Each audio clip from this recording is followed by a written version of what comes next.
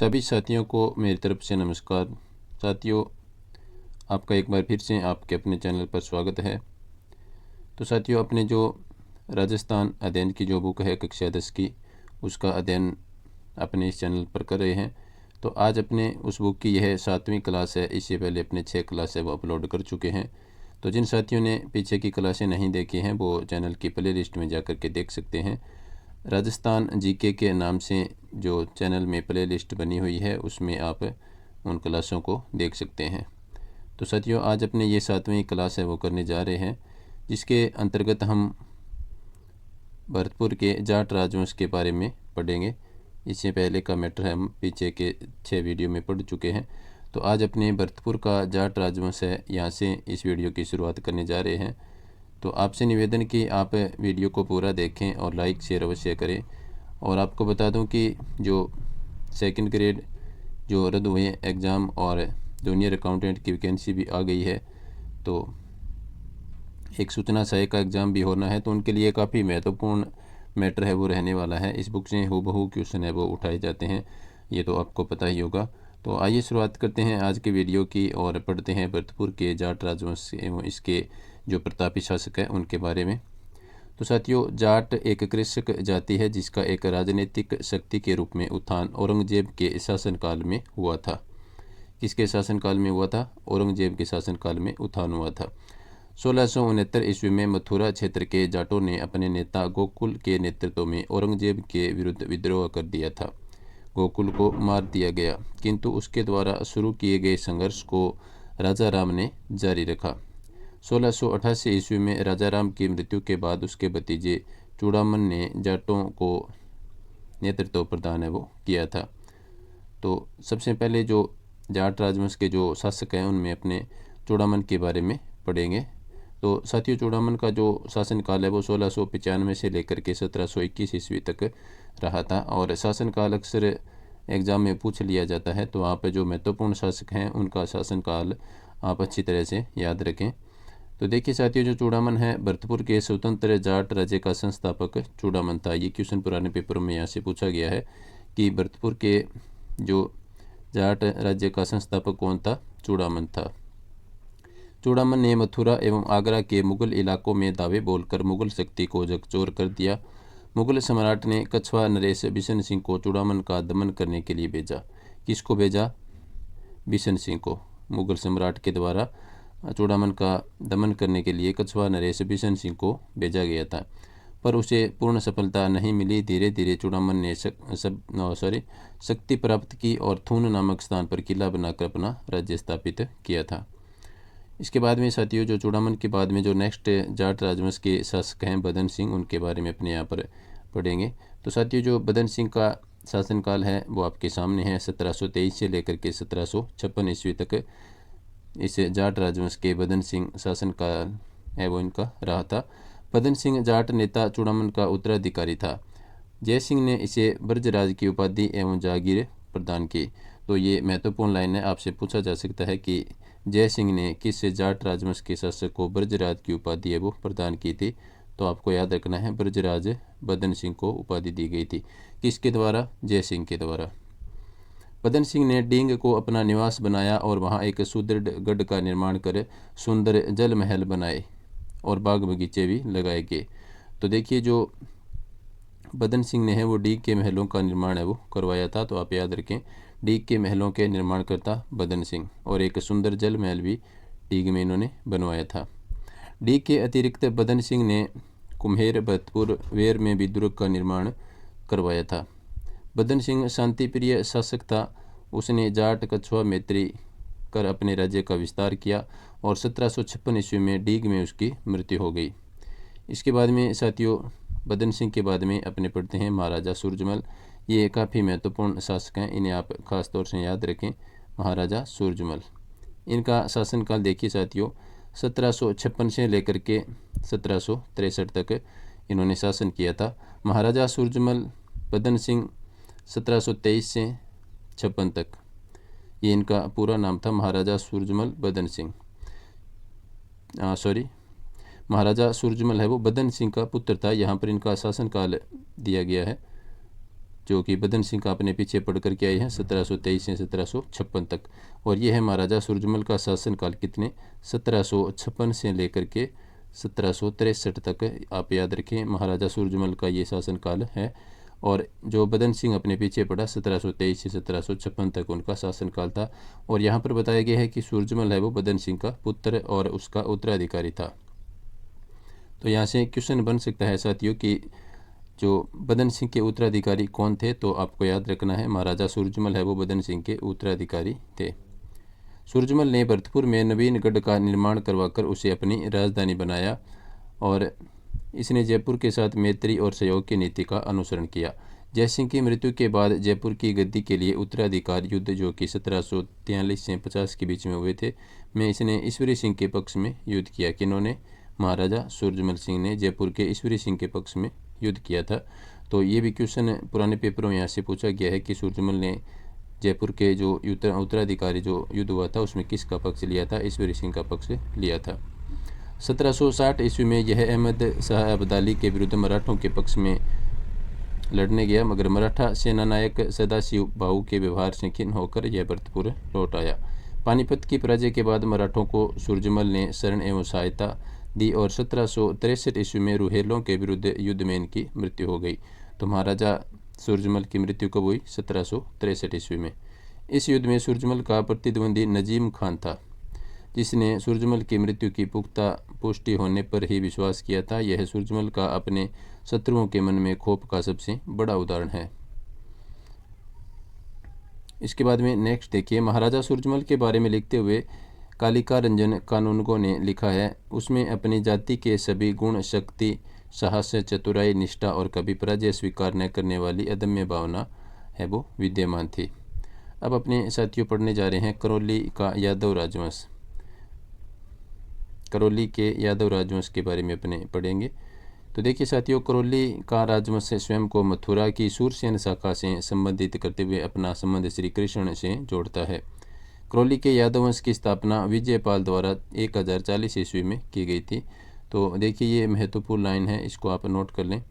करौली के यादव वंश की स्थापना है वो विजयपाल के द्वारा 140 ईस्वी में की गई। इस लाइन को आप नोट कर लें। इसने बयाना जो कि भरतपुर में स्थित है को अपनी राजधानी बनाया था। किन्होंने? विजयपाल ने। 1348 ईस्वी में अर्जुनपाल ने कल्याणपुर बसाया, जिसे वर्तमान में करौली के नाम से जाना जाता है। तो करौली का पुराना नाम क्या था? कल्याणपुर। ये भी एक महत्वपूर्ण फैक्ट है।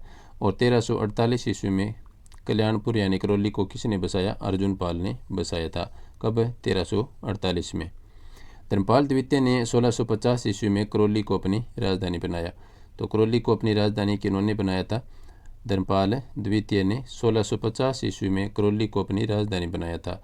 गोपाल पाल ने करौली में मदन मोहन मंदिर का निर्माण करवाया था। ये क्वेश्चन पुराने पेपरों में पूछा जा चुका है, तो इस लाइन को आप नोट कर लें। गोपाल पाल ने है वो करौली में मदन मोहन का मंदिर बनवाया था। इसके बाद में नेक्स्ट देखिए अपने, महाराजा हरबख्श पाल ने 9 नवंबर 1817 को अंग्रेजों से संधि कर उनकी अधीनता स्वीकार कर ली और 1852 ईस्वी में नरसिंह पाल की मृत्यु के बाद डलहौजी ने करौली का विलय कंपनी राज्य में करने के लिए बोर्ड ऑफ डायरेक्टर्स से सिफारिश की, लेकिन डायरेक्टर्स ने इसकी अनुमति नहीं दी। 1.5 वर्ष तक विचार विमर्श के बाद मदन पाल 1854 से 1869 को करौली का शासक है वो बनाया गया था। तो मदन पाल से संबंधित काफ़ी बार पुराने पेपरों में क्वेश्चन है वो पूछे जाते हैं, तो आप याद रखें।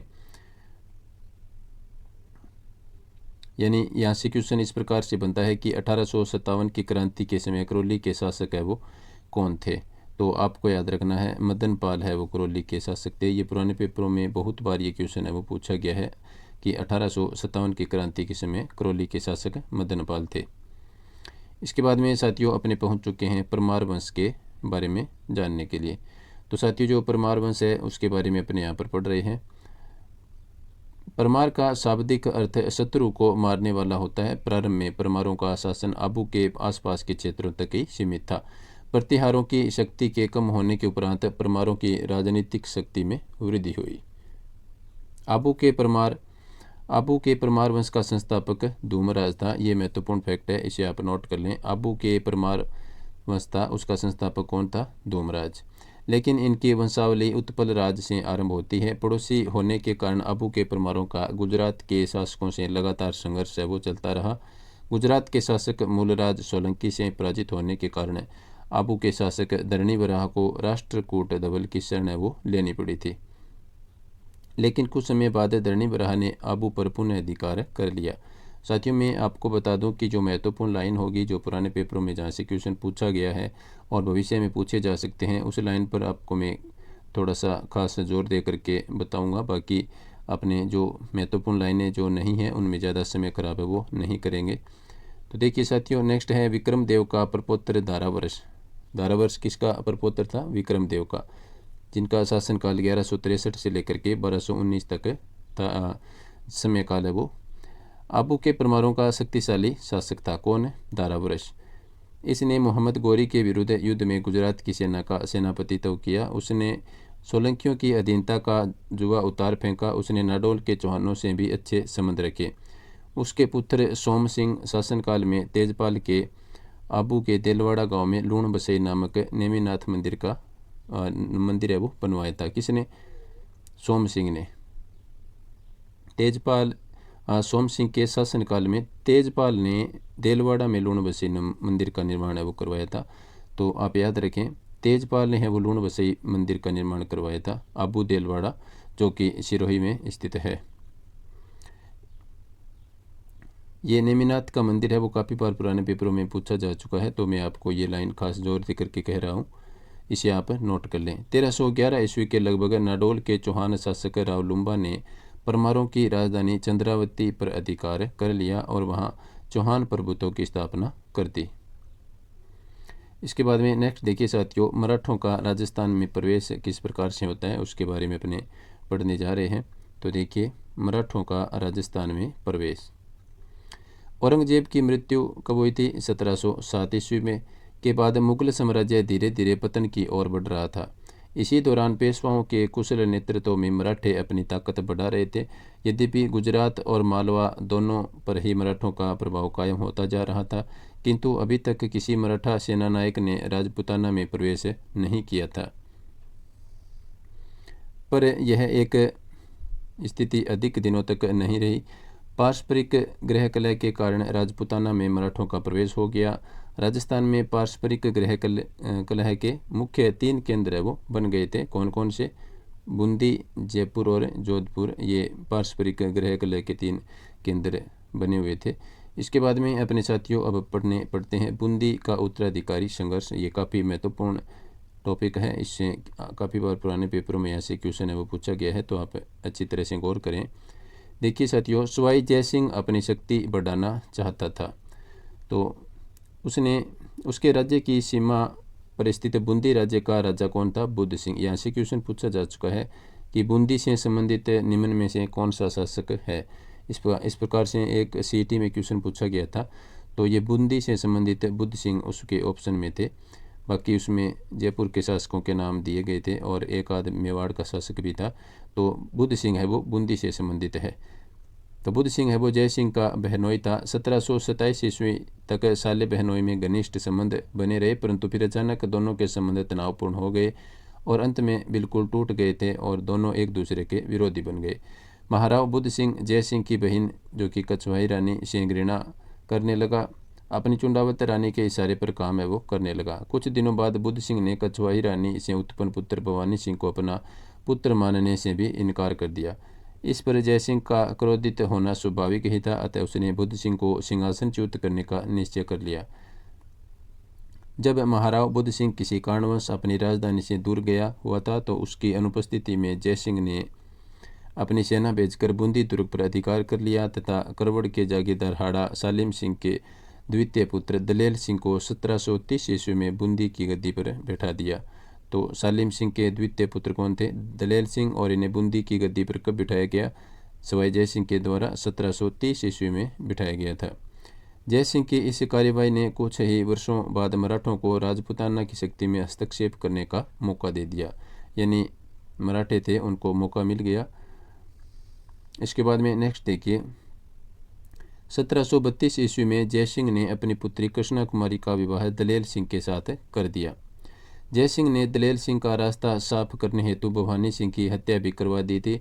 इस घटना में कछवाही रानी को जय सिंह का विरोधी बना दिया और उसने मराठों से सहायता प्राप्त करने का प्रयास किया।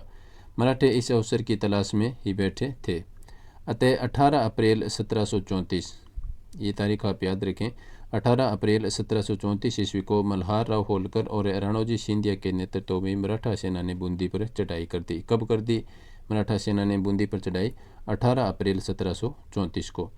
4 दिन के संघर्ष के बाद 22 अप्रैल को बूंदी पर मराठों का अधिकार हो गया था। बूंदी में महाराव उमेद सिंह, यह बुद्ध सिंह के पुत्र थे। इस समय बुद्ध सिंह अफीम व शराब की मस्ती में अपना जीवन व्यतीत कर रहा था। का शासन है वो स्थापित हो गया था। किन का शासन स्थापित हो गया था? उमेद सिंह का। अपनी कृतज्ञता प्रकट करने के लिए कछवाही रानी ने होलकर के राखी बांधकर उसे अपना भाई बनाया।